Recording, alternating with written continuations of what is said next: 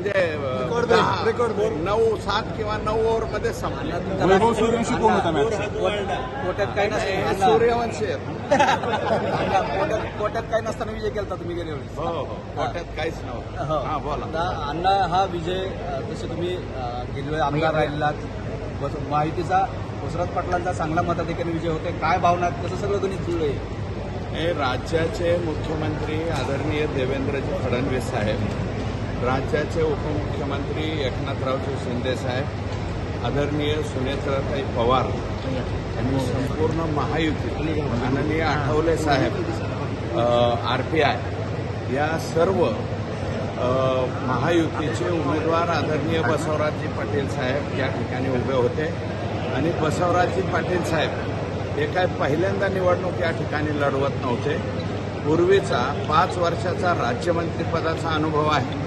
3 वेळा विधानसभेमध्ये ते औशातून 2दा आणि मोरग्यामधून 1दा असे 3 वेळा सभागृहामध्ये ते गेलेले आणि यावेळेस वरिष्ठ सभागृहामध्ये जातात.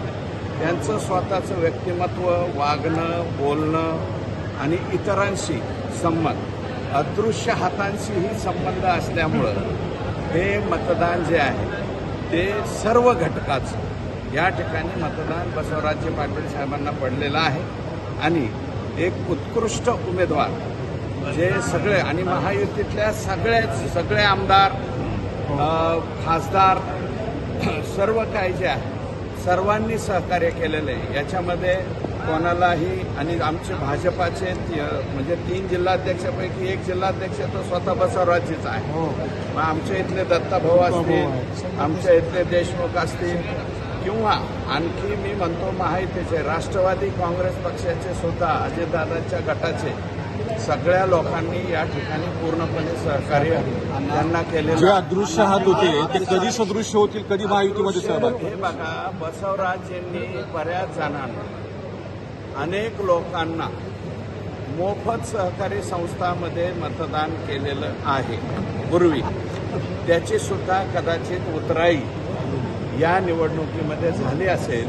म्हणून मतांची संख्या आमच्या मताप्रमाणे 850च्या पुढे जायला पाहिजे होतं. एक 4-5 मतं आम्हाला कमी पडलेले आहे. आणि समोरचे जे उमेदवार आहेत आम्ही त्या उमेदवारावरती बोलणारच नाही, परंतु त्यांना उभं केलं गेलं.